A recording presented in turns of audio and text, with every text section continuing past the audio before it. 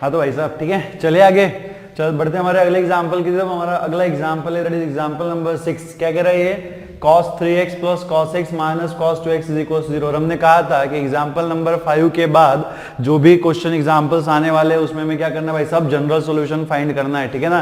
क्या करना है? जनरल सॉल्यूशन फाइंड करना है। अब यहाँ पे देखो, ठीक है, कि यहाँ पे कोई सिंपल इक्वेशन आपको नहीं दिया हुआ। अब इतना बड़ा इक्वेशन है ना, इतना बड़ा इक्वेशन है, तो इसको हम कैसे सॉल्व करेंगे? अब सॉल्व तो यार करना पड़ेगा ना, ठीक है? इक्वेशन बड़ा हो या फिर छोटा हो, सॉल्व तो हमें करना पड़ेगा, ठीक है? तो देखो हम इसको सॉल्व कैसे करेंगे, ठीक है? यहाँ पे हम क्या करेंगे? कुछ ट्रिग्नोमेट्रिक फॉर्मूलेज का यूज करेंगे, ठीक है? तो देखो आपको ना अपने लॉजिक से जो है वो बनाने पड़ेंगे, ठीक है? आपको सोचना पड़ेगा कि क्या हो सकता है, क्या नहीं हो सकता है। इन सोच के ऊपर ही हम लोग, अगर आप सोच पाए तो ही इस इक्वेशन को देखो आप सॉल्व कर पाओगे, ठीक है? और इसके लिए जरूरी क्या है? इसके सोच जो है हमारी एक धारणा कब बनेगी? जब हमारे पास फॉर्मूलेज होंगे, हमें फॉर्मूलेज याद होंगे, ठीक है? तो मैंने आपसे कहा था कि कुछ फॉर्मूलेज आपको मेमोराइज करने हैं और कुछ को तो हम जो है by using that unit circle हम रिप्रेजेंट कर सकते हैं, ठीक है? तो जहां पे हम लोग उसे यूनिट सर्कल के ऊपर से नहीं बना सकते या फिर वहां से हम आइडेंटिफाई नहीं कर सकते भाई साहब, वहां पे आपको उसको मेमोराइज करना ही पड़ेगा, ठीक है ना? उसको मेमोराइज करना ही पड़ेगा। अब इस तरीके के जो क्वेश्चंस आएंगे, ठीक है, देखो डिफिकल्ट नहीं है ना, डिफिकल्ट बिल्कुल भी नहीं है, बहुत आसान है। लेकिन सिर्फ क्या करना है आपको कि इनको सॉल्व करने के लिए आपको लॉजिक लगाने हैं। क्या करने हैं? लॉजिक लगाने हैं। अभी लॉजिक कैसे लगेंगे भाई साहब? तो ये लॉजिक लगेंगे बाय प्रैक्टिस। आप जितना ज्यादा प्रैक्टिस करोगे उतना आपके लिए क्या है? बेनिफिशियल है। अब यहां पे देखो इसको हम कैसे सॉल्व करेंगे, ठीक है? तो लिखिएगा सॉल्यूशन, ठीक है? सॉल्यूशन लिखिएगा। तो यहां पे देखो सबसे पहले जो है हम लोग गिवन इक्वेशन नोट कर लेंगे। अगेन एक बात आपको ध्यान में रखनी है कि अगर हमें जनरल सॉल्यूशन फाइंड करना है, अगर हमें जनरल सॉल्यूशन फाइंड करना है तो हमें क्या करना है भाई साहब? x की वैल्यूज निकालना है। x की जो भी पॉसिबल वैल्यूज है वो हमें निकालना है। एक हो सकती है या फिर दो हो सकती है या फिर दो से ज्यादा भी हो सकती है। लेकिन अगर जनरल सॉल्यूशन फाइंड करना है तो हमें क्या करना है भाई साहब? x की वैल्यूज एक जनरल फॉर्म में निकालनी है, जिसमें क्या होगा?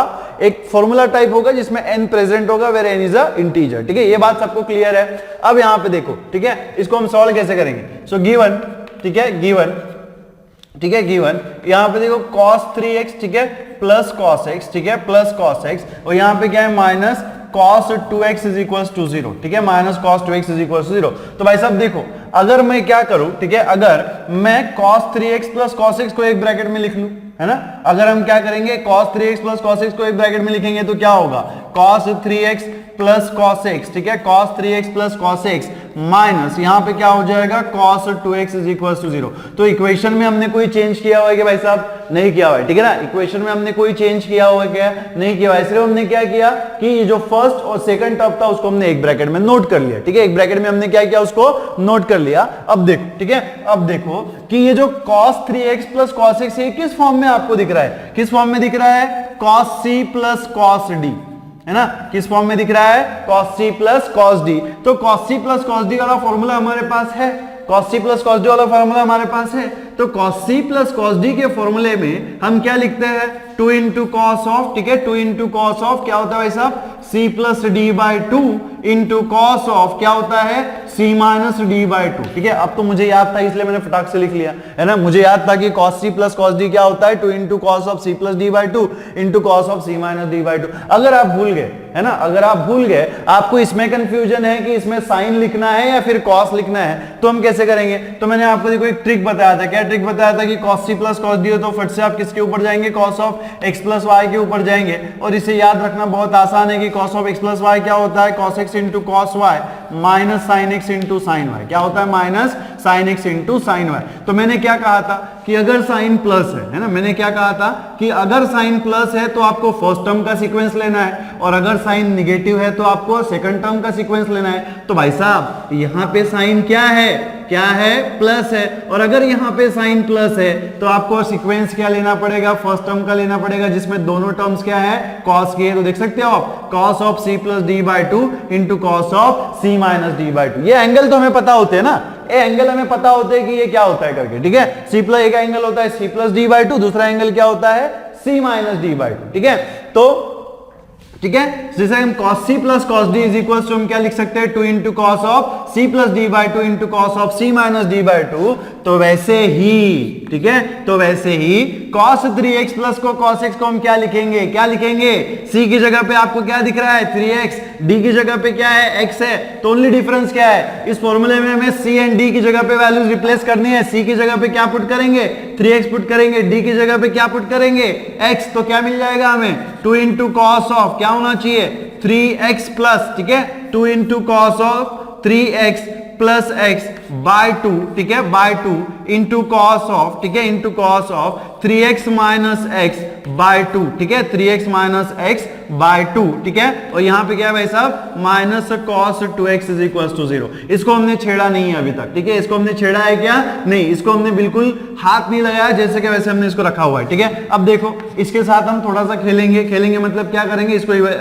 इलस्ट्रेट करेंगे। तो यहाँ पे देखो 2 इंटू, देखो स्टेप्स ही हमें बताती है कि क्या करना है, ये 2 को तो कुछ कर नहीं सकते, तो फिलहाल एज इट इज रखा है cos ऑफ, यहाँ पे देखो 3x प्लस x कितना हो जाएगा भाई साहब 4x बाय 2, कितना हो जाएगा 4x bye 2 into cos of, ये कितना हो जाएगा 3x minus x is 2x by 2, और यहाँ पे क्या है minus cos 2x is equal to 0, ठीक है, minus cos 2x is equal to 0। तो क्या हो जाएगा भाई साहब, दिस इज 2 इंटू, ये 2 में का 4 हजार 2 कितना हो जाएगा, 4 को अगर हम 2 से डिवाइड कर देंगे तो कितना आ जाएगा भाई साहब, कितना आना चाहिए 2x, ठीक है ना, कितना आ जाएगा 2x। यहाँ पे देखो ये 2 जो है अगर आपका कैंसिल हो जाएगा तो बेटा क्या मिलेगा आपको cos x, क्या मिलेगा cos x, और यहाँ पे क्या मिलेगा minus cos 2x is equal to 0, ठीक है, क्या दिखेगा minus cos 2x is equal to 0। तो अगर हम इसे देखें तो आपको यहाँ पे क्या दिख रहा है कि फर्स्ट टर्म में cos 2x है और सेकंड टर्म में भी cos 2x है ना, फर्स्ट टर्म में क्या है cos 2x है और सेकंड टर्म में भी cos 2x है। तो फट से हमारे दिमाग में आना चाहिए कि हम क्या कर सकते हैं, ज्यादा से ज्यादा क्या कर सकते हैं, इसमें से cos 2x को हम बाहर ले लेंगे। अगर हम cos 2x को कॉमन ले ले, इन दोनों में से कॉमन ले ले, तो क्या मिलेगा यहाँ पे cos 2x मल्टीप्लाइड बाय, ठीक है, देखो फर्स्ट टर्म में से अगर cos 2x चला गया, फर्स्ट टर्म में से अगर cos 2x चला गया तो क्या बचेगा 2 इंटू कॉस एक्स, क्या बचेगा 2 इंटू कॉस एक्स माइनस यहां से cos 2x चला गया तो क्या बचेगा 1, और यहां पे इज इक्वल टू क्या आ जाएगा भाई साहब 0, ठीक है, इज इक्वल टू क्या आ जाएगा 0 आ जाएगा। देन हमें पता है, ठीक है, कि हमें पता है कि अगर a into B is equal to 0 है तो क्या होता है, either a is equal to 0 होता है, either a is equal to 0 होता है और b इज इक्वल टू 0 होता है। इसका मतलब क्या है कि अगर दो एलिमेंट्स का प्रोडक्ट 0 है, अगर दो एलिमेंट का प्रोडक्ट 0 है तो उसमें से कोई भी एक एलिमेंट जो है 0 होगा, दूसरा एलिमेंट जो है कांस्टेंट नंबर होगा, है ना। अगर a 0 होता है तो b 0 नहीं होगा, और अगर b 0 होता है तो a 0 नहीं होगा। मतलब क्या है कि एक तो a 0 हो सकता है या तो फिर b 0 हो सकता है। तो वैसे ही अगर हम इस दो टर्म्स को कंसीडर करेंगे, हम यहां पे देखें तो cos 2x multiplied by 2 into cos x minus 1, तो ये देखो ये आपको a दिख रहा है, ये क्या है b दिख रहा है। अगर ये दोनों का प्रोडक्ट जो है 0 है, इसका मतलब क्या है, आइदर दिस टर्म इज 0 और आइदर दिस टर्म इज 0। तो इसी को आप क्या लिख सकते हैं, दिस इंप्लाइज एज आइदर, ठीक है, either cos 2x is equal to 0 और क्या हो जाएगा भाई साहब 2 इंटू, ठीक है, 2 इंटू cos x, ठीक है, 2 into cos x minus 1 is equal to 0, ठीक है। तो इसी को अगर हम आगे इवेलुएट करें, ठीक है, इसी को अगर आगे हम इवेलुएट करें तो क्या मिलेगा, दिस विल इंप्लाइज, ठीक है, यहां पे देखो cos 2x is equal to 0। तो हमें सबसे पहले कोऑर्डिनेट एक्सिस में देखना है कि भाई साहब cos कहां पे 0 होता है ना, ये होता है आपका x एक्सिस, ये होता है आपका y एक्सिस, और हमें बहुत अच्छे से पता है कि x एक्सिस के ऊपर क्या होता है भाई साहब sin x is equal to 0 होता है। x एक्सिस के ऊपर क्या 0 होता है, sin x is equal to 0 होता है। y एक्सिस के ऊपर क्या 0 होता है, cos x 0 होता है। क्या होता है, cos x 0 होता है। y एक्सिस के ऊपर अगर cos x 0 है, इसका मतलब क्या है कि y एक्सिस के ऊपर जितने भी एंगल्स आने वाले हैं, y एक्सिस के ऊपर जितने भी एंगल्स आने वाले हैं, उन सब एंगल्स के लिए आपको cos x क्या मिलेगा, 0 मिलेगा। तो भाई साहब लॉजिकली अगर हम सोचे तो y एक्सिस में कौन से एंगल्स होते हैं, कौन से एंगल्स होते हैं, π/2 होता है, देन 3π/2 होगा, देन 5π/2, देन 7π/2। इसका मतलब क्या है, ऑड मल्टीपल ऑफ π/2, है ना। तो इसी लॉजिक के ऊपर से आप क्या लिख सकते हैं कि sin x is equal to 0 if and only if when x कहां पे 0, sin x कहां पे 0 होता है, x एक्सिस पे, और x एक्सिस पे एंगल क्या है 0π 2π, ठीक है, पाई, देन 3π 4π। इसका मतलब क्या होता है, अगर x की value if and only if when x is equal to nπ, ठीक है, for n belongs to i और z, ठीक है, n बिलोंग्स टू i और z। i और z मतलब क्या, i is a set of integer as well as z is a set of integer, ठीक है ना। तो अगर जैसे कि हमने यहाँ पे देखा कि sin x is equal 0 on the x axis if and only if when x is equal to n pi, तो वैसे cos x के लिए 0 क्या होता है when cos x is equal to 0 if and only if कब possible है when x is equal to क्या होता है 2n प्लस 1 पाई बाय 2, ठीक है। x इज इक्वल टू क्या होता है 2n plus 1 pi by 2, that is odd multiple of pi by 2। अब ये क्यों odd multiple of pi by 2 हो गया, क्यों हो गया, बिकॉज cos x कहां पे 0 है, y एक्सिस पे 0 है, और y एक्सिस पे जो भी एंगल्स होते हो क्या होते हैं पाई by 2, 3 pi by 2, 5 pi by 2, 7 pi by 2, तो सारे के सारे एंगल्स क्या है odd multiple of pi by 2, सारे के सारे एंगल्स क्या है odd multiple of pi by 2। तो इसके ऊपर से हम बोल सकते हैं कि cos x is equal to 0 if and only if x is equal to 2n plus 1 pi by 2, इसका मतलब क्या हो गया odd multiple of pi by 2, ठीक है ना। तो कहने का मतलब क्या है कि मुझे आपको क्या समझाना है, ठीक है, मैं आपको क्या समझाना चाहता हूं कि यहां पे cos 2x 0 आया है ना, यहां पे क्या है cos 2x 0 आया हुआ है, और यहां पे हमने क्या बोला है कि cos x is equal to 0 if and only if x is equal to 2n plus 1 pi by 2। तो ये कब पॉसिबल है, जब आपका एंगल जो है वो क्या होगा odd multiple of pi by 2 होगा। तो यहां पे हमारा एंगल क्या है 2x है, तो इसका मतलब क्या है cos 2x अगर आपको 0 मिल रहा है तो 2x हमारा क्या है odd multiple of pi by 2 है। सो दिस विल इंप्लाइज, ठीक है, this will implies cos 2x is equal to 0, ठीक है, अगर cos 2x is equal to 0 है, ठीक है, cos 2x is equal to 0 implies क्या होता है cos 2x is equal to 0, इसका मतलब क्या हो जाएगा 2x इज इक्वल टू क्या होना चाहिए 2n प्लस 1, ठीक है, 2n plus 1 of pi by 2, ठीक है, 2n plus 1 of pi by 2 for n belongs to, ठीक है, for n belongs to i और z, या फिर आप z भी लिख सकते हो, z is a set of integer, ठीक है। सो दिस विल इंप्लाइज, ठीक है, this will implies 2x is equals to, ठीक है, 2n plus 1 of pi by 2, ठीक है, तो 2 को जो है आप उधर शिफ्ट कर दो तो क्या मिलेगा x is equals to what, ठीक है, x इज इक्वल्स टू क्या मिलेगा 2n प्लस 1, और 2 को अगर हम उधर शिफ्ट कर देंगे तो 2 इंटू 2 क्या हो जाएगा वैसा 4, तो क्या मिलेगा आपको पाई बाय 4, क्या मिलेगा पाई बाय 4, ठीक है, क्या मिलेगा पाई बाय 4 फॉर, ठीक है, for what n belongs to z, ठीक है, for all n belongs to z, all लिखो चाहे ना लिखो, लेकिन आपको पता है कि अगर n बिलोंग्स टू z है तो वो इंटीजर होगा ही होगा, ठीक है। तो ये एक सोल्यूशन हो गया। दूसरा कंडीशन क्या था हमारा और, ठीक है, दूसरा क्या था और में 2 into cos of minus 1 is equal to 0, तो इसका अगर हम जनरल सोल्यूशन लिखना चाहे तो कैसे लिखेंगे, कैसे लिखेंगे 2 इंटू कॉस, ठीक है, 2 into cos sorry 2 into cos x is equal to minus 1 को हम इधर शिफ्ट कर देंगे तो भाई साहब क्या होगा इज इक्वल टू 1, इसी को आप क्या लिख सकते हो cos x is equal to 1/2, है ना, cos x is equal to 1/2, और हमें पता है कि cos x is equal to 1/2 हो गया, सिंस, ठीक है, सिंस, ठीक है, सिंस कॉस, ठीक है, cos pi by 3 is equal to कितना होता है भाई साहब, cos pi by 3 is equal to 1/2, तो cos x is equal to 1/2 और cos pi by 3 is equal to 1/2 होता है, तो इसको हम लोग क्या लिखेंगे cos x is equal to what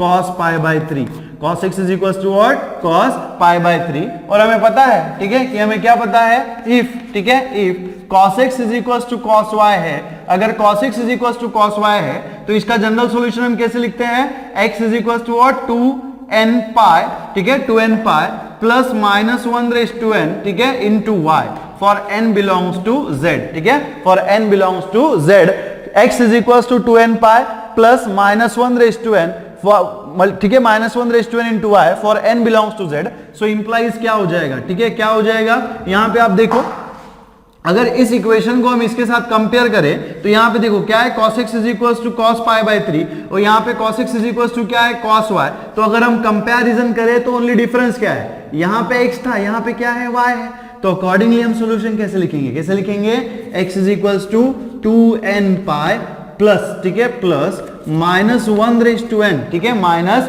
1 raise to n, और यहां पे देखो y की जगह पे आपको क्या दिख रहा है पाई बाय 3, तो यहां पे आपको क्या मिल जाएगा pi by 3 for n belongs to z, ठीक है, आर दी जनरल सॉल्यूशंस, ठीक है, आर दी जनरल सॉल्यूशंस, ठीक है। तो ये x is equal to 2n pi plus 1 pi by 4 और x is equal to 2n pi plus minus 1 raise to n pi by 3 is a general solution of this equation, ठीक है, this are the general solutions of this equations, ठीक है।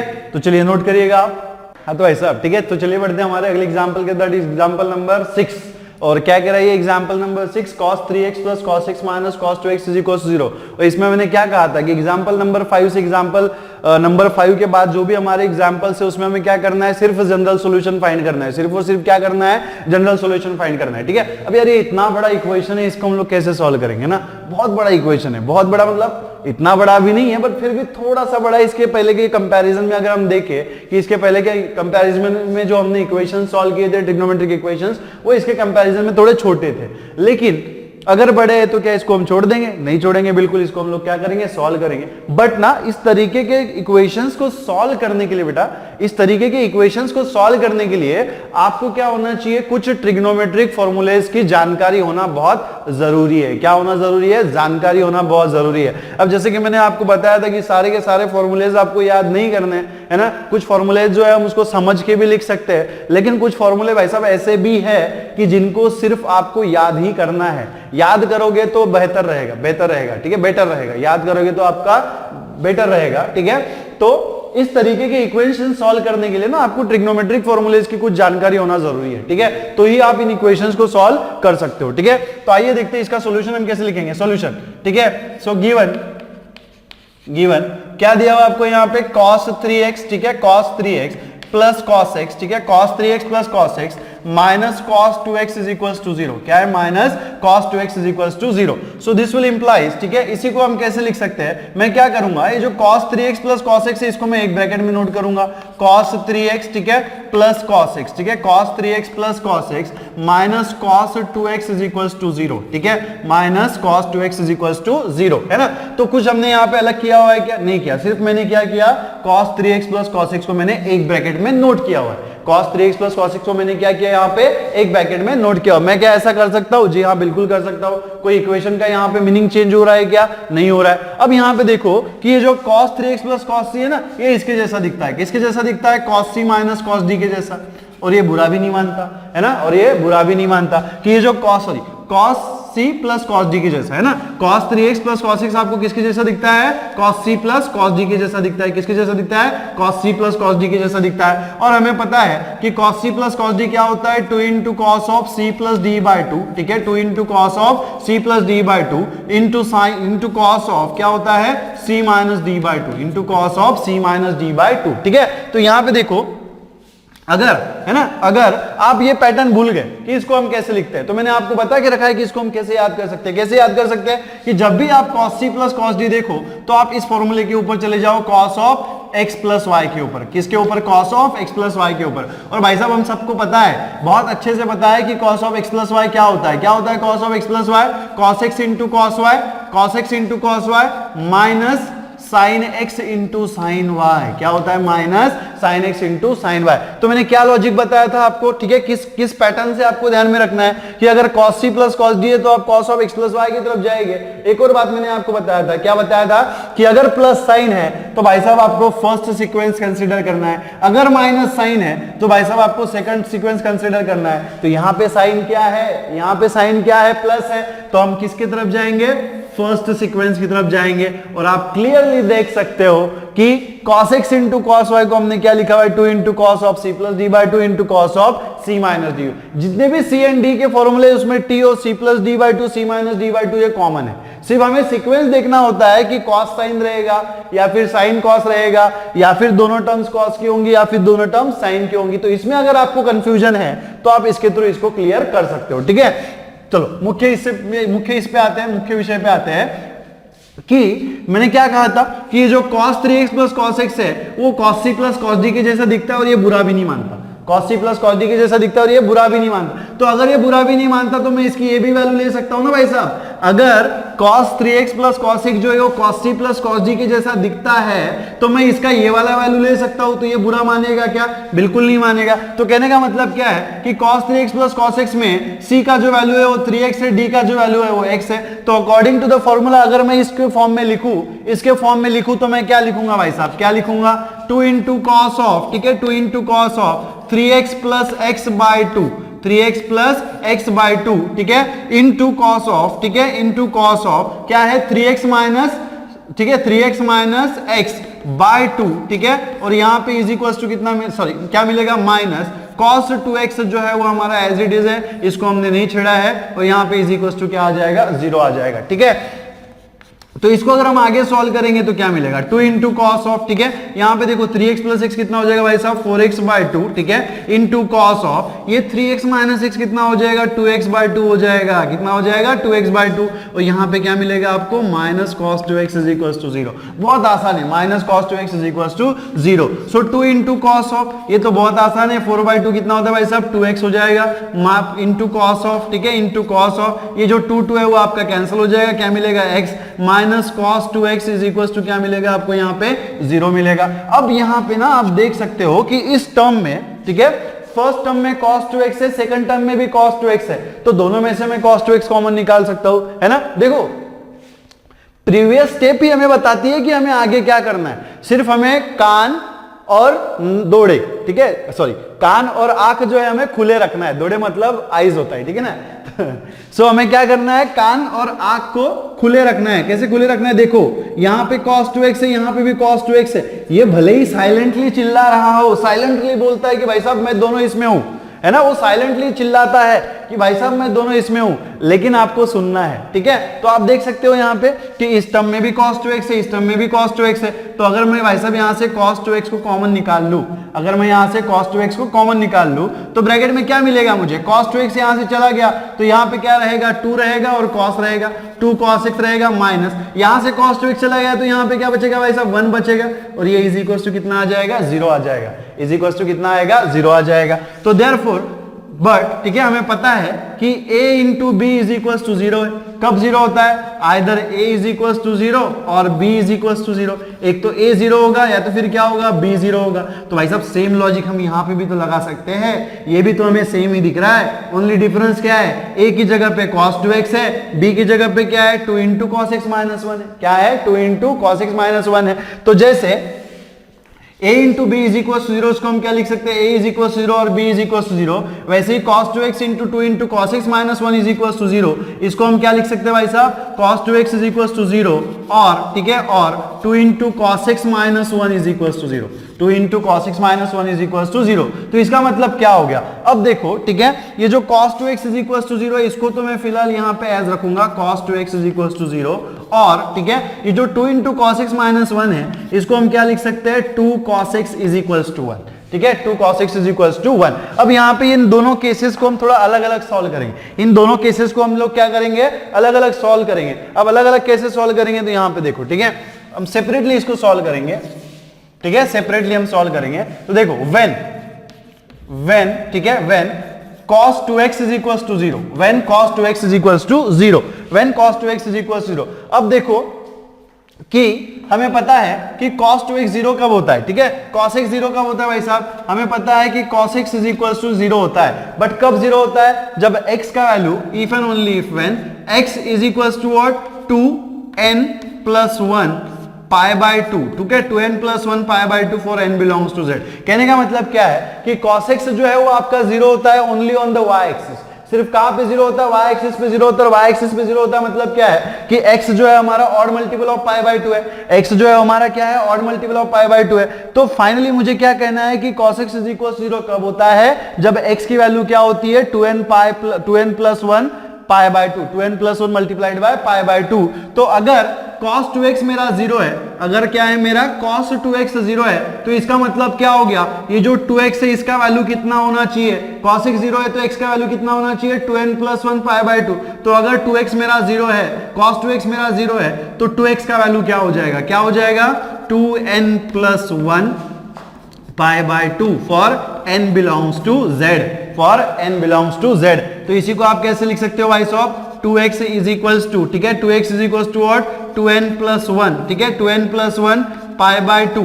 इसी को again हम कैसे लिख सकते हैं x इज इक्वल्स टू 2 को हम उधर शिफ्ट कर देंगे तो 2 क्या हो जाएगा 4, क्या मिलेगा 2n plus 1 pi by 4 for n belongs to z, ठीक है, for n belongs to z। तो आप यहां पे देख सकते हो this is the first general solution, ठीक है, this is the first general solution, ठीक है, this is the first general solution, ठीक है, when cos 2x is equal to क्या था आपका 0। और अब और वाली केस पे आते हैं, ठीक है, अभी और वाली केस के ऊपर आते हैं। तो और वाली केस में क्या है, और ठीक है व्हेन, ठीक है, व्हेन क्या है 2 into cos x is equals to 1, 2 into cos x is equals to क्या है 1 है। तो 2 into cos x is equals to 1 कब होगा, that is cos x is equals to, इसी को आप क्या लिख सकते हो 1/2, cos x is equals to इसी को आप क्या लिख सकते हो 2 cos x is equals to 1, इसी को आप क्या लिख सकते हो cos x is equals to 1/2, और भाई साहब इसी को हम क्या बोल सकते हैं cos x is equals to, और हमें पता है कि 1/2 को हम लोग क्या लिख सकते हैं cos π/3, क्या लिख सकते हैं cos π/3। चाहे तो आप साइड में क्लियर कर सकते हो कि since cos π/3 is equals to क्या होता है 1/2 होता है, तो मैं 1/2 की जगह पे क्या लिख सकता हूँ cos π/3 लिख सकता हूँ। क्या वो बुरा मानेगा, बिल्कुल बुरा नहीं मानेगा, ठीक है। देन हमारे पास देखो जनरल सॉल्यूशन, ठीक है, अगर cos x is equals to cos y है, अगर cos x is equals to cos y है, तो भाई साहब हम जनरल सॉल्यूशन कैसे लिखते हैं, कैसे लिखते हैं general solution, x is equals to what 2n pi plus minus y for n belongs to z, 2n pi plus minus y for n belongs to z। तो यहाँ पे आप इसको इस इक्वेशन के साथ कंपेयर करो, ओनली डिफरेंस क्या है, यहाँ पे x तो है और यहाँ पे ओनली डिफरेंस क्या है कि यहाँ पे y था, यहाँ पे y की जगह पे क्या है π/3 है। तो अगर cos x is equals to cos π/3 में इसका जनरल सॉल्यूशन लिखना चाहूँ अकॉर्डिंग टू दिस फॉर्मूला, तो मैं कैसे लिखूंगा, कैसे लिखूंगा x is equals to 2n pi, x is equals to 2n pi plus minus, ठीक है, प्लस माइनस y, अब y की वैल्यू क्या है यहाँ पे π/3 for n belongs to z, ठीक है, for n belongs to z। So this is the second general solution, ये हमारा क्या है सेकंड जनरल सॉल्यूशन है। तो ये भी हमारा जनरल सॉल्यूशन है और ये भी क्या है हमारा जनरल सॉल्यूशन है। तो एक इक्वेशन के दो जनरल सॉल्यूशन हो सकते हैं, ठीक है, एक इक्वेशन के दो जनरल सॉल्यूशन हो सकते हैं, ठीक है ना। तो क्या मेरी बात समझ में आ गई, ठीक है। अब डाउट देखते हैं कि डाउट क्या होगा, ठीक है। अब बहुत से बच्चों के मन में ये सवाल आया होगा कि सर जैसे हमने cos 3x plus cos x को साथ में लिखा हुआ है, क्या हम cos 3x minus cos 2x को नहीं लिख सकते? जी हाँ, आप बिल्कुल लिख सकते हो, कोई दिक्कत वाली बात नहीं है, लिख सकते हो। अगर cos 3x plus cos 2x को आप लिख दोगे, है ना, cos 3x minus cos 2x को लिख दोगे तो आपका फॉर्मूला जो है वो चेंज हो जाएगा, है ना। अगर फॉर्मूला चेंज हो गया तो हम कैसे लिखेंगे, ठीक है। देखो मैं यहां पे बता रहा हूं आपको, है ना, कि हमारे मन में क्वेश्चन आता है कि cos 3x, जैसे हमने cos 3x plus cos x को लिखा है, तो क्या ऐसा ही लिखना जरूरी है, क्या हम cos 3x minus cos 2x नहीं ले सकते? तो इसके लिए मैं आपको एक्सप्लेनेशन देता हूं, ठीक है, कि हम लोग लिख सकते हैं या फिर नहीं लिख सकते हैं। तो देखो, अगर मान लो कि मैंने cos 3x plus cos x न लेते हुए मैंने यहां पे ले लिया cos 3x minus cos 2x, क्या ले लिया cos 3x minus cos 2x, और यहां पे आपको मिल जाएगा plus cos x is equals to 0, ठीक है, plus cos x is equals to 0, ठीक है। तो यहां पे आप देखो, ठीक है ना, तो यहां पे आप देखो कि cos 3x minus cos 2x है, तो हमारा फॉर्मूला क्या हो जाएगा -2 इंटू साइन ऑफ, ये किसके जैसा दिखता है cos 3x minus cos 2x, sine C cos c minus cos d के जैसा दिखता है, किसके जैसा दिखता है cos c minus cos d, और cos c minus cos d क्या कहता है भाई साहब, cos c minus cos d क्या कहता है -2 इंटू साइन ऑफ, क्या है -2 into sine of c plus d by 2 into sine of c minus d by 2, ठीक है, into sine of c minus d by 2। तो अगर cos 3x minus cos 2x जो है वो इसके जैसा दिखता है, तो जैसे cos c minus cos d को वैल्यू क्या है -2 into sine of c plus d by 2 into sine of c minus d by 2, तो मैं इसको कैसे लिख सकता हूँ 3x प्लस 2x बाई 2, ठीक है, इंटू साइन ऑफ, ठीक है, into sine of 3x minus x by 2, ठीक है, 3x minus x by 2, sorry 3x minus 2x by 2, ठीक है, और यहाँ पे क्या मिलेगा plus cos x is equal to 0। देखते हैं हम आगे क्या आता है। तो -2 इंटू साइन ऑफ, इसको अगर आगे लेके गए तो क्या मिलेगा 3x प्लस 2x कितना हो जाएगा 5x bye 2 into sine of कितना हो जाएगा यहाँ पे 3x minus 2x is x by 2, और ये कितना हो जाएगा plus cos x is equal to 0, plus cos x is equal to 0। तो इसी को अगर हम आगे कंटिन्यू करें तो क्या लिखेंगे, अब यहाँ पे देखो ना, अब यहाँ पे क्या होगा ना, दिक्कत आ जाएगी, है ना। अब ये मुझे क्या करेगा, हमें तकलीफ देना चालू कर देगा ना। अब इसके आगे हम लिख सकते हैं क्या, इसके आगे हम लिख सकते हैं, या लिख सकते हैं क्या लिख सकते हैं कि साइन ऑफ x बाई 2 को मैं क्या लिखूंगा ज्यादा से ज्यादा 2 into sine x into cos x. हमारे पास फॉर्मूला है कि 2 into sine x into cos x, but 2 into sine x into cos x लिखने के बाद क्या होगा, कॉस एक्स को मैं कॉमन निकाल लूंगा, लेकिन ये साइन ऑफ 5x बाई 2 जो है ना हमें बहुत तकलीफ देगा, साइन ऑफ 5x बाई 2 जो हमें दिख रहा है बहुत तकलीफ देगा। तो आप यहाँ पे ऑब्जर्व कर सकते हो कि जब मैंने cos 3x plus cos x लिया तो मेरा जो सॉल्यूशन है बहुत स्मूथली चला, बहुत स्मूथली चला, मुझे ज्यादा सोचने की जरूरत नहीं पड़ी, मैं फटाफट लिखते चला गया। लेकिन जब ये मैंने कंसीडर किया cos 3x minus cos 2x, तो क्या हुआ, एक स्टेप पे जाके मैं अटक गया, है ना, एक स्टेप पे जाके मैं क्या हो गया, अटक गया। तो कहने का मतलब यह है कि आप cos 3x plus cos x ही लेना पड़ेगा। क्यों लेना पड़ेगा? क्योंकि यहां पे एट सम पॉइंट हम जो है यहां पे रुक जाएंगे, कुछ समय पे जाके ना हमें तकलीफ आना यहां पे क्या हो जाएगा, चालू हो जाएगा। अब ये समझे कैसे कि सर ये हमें कैसे समझेगा कि cos 3x के साथ minus cos 2x plus cos x से लेना है, माइनस cos 2x नहीं लेना है। तो भाई साहब इसका एक ही सॉल्यूशन है, इसका एक ही सॉल्यूशन है। और सॉल्यूशन क्या है? प्रैक्टिस। जितना ज्यादा आप प्रैक्टिस करोगे, जितना ज्यादा आप एग्जांपल सॉल्व करेंगे, आपको बेसिक आइडिया आता चलेगा, है ना, आपको क्या होगा, बेसिक आइडिया आता चलेगा। आप गलती से एक बार गलती करोगे कि आपने cos 3x के जगह पे अपने cos 3x minus cos 2x ले लिया, है ना, cos 3x plus cos x ना लेते हुए आपने गलती से cos 3x minus cos 2x ले लिया, तो कुछ समय के बाद, है ना, आफ्टर सम टाइम, कुछ समय जाने के बाद ना कहीं पे आपको दिक्कत आ जाएगी, है ना भाई साहब, कहीं ना कहीं पे क्या होगा, आपको दिक्कत आना चालू हो जाएगा। और दिक्कत आना चालू हो जाएगा तो आपको पता चल जाएगा कि भाई साहब हमने जो टर्म कंसीडर किया हुआ है और रॉन्ग कंसीडर किया हुआ है। ठीक है, क्या किया हुआ है? रॉन्ग कंसीडर किया हुआ है। तो आप करेक्ट चूज करो या फिर रॉन्ग चूज करो, आपको पॉइंट पे पता चल जाएगा कि वो रॉन्ग चूज किया है या फिर करेक्ट चूज किया है। जैसे कि हमने यहाँ पे करेक्ट चूज किया था तो हमें कहीं पे भी तकलीफ नहीं आई, हम बड़ सॉल्व कर देंगे, फटाफट हमने सॉल्व कर दिया, हमारा आंसर भी आ गया। लेकिन जब मैंने यहाँ पे पैटर्न चेंज कर दिया, इसको कंसिडर किया, तो मैं यहाँ पे आके ही थक गया, है ना, यहां पे आके हम लोग क्या हो गए, लेट गए, सो गए कि भाई साहब इसके आगे तो हमको नहीं आता, हम नहीं करेंगे। ठीक है, तो ये होता है कि ये सब बातें आपको पता कब चलती है, जब ज्यादा से ज्यादा आप प्रैक्टिस करोगे, ज्यादा से ज्यादा आप उसको सॉल्व करोगे, तो आपका एक बेसिक आइडिया जो है बेटा क्लियर हो जाएगा। ठीक है ना, तो चलिए इसको नोट कर लीजिए।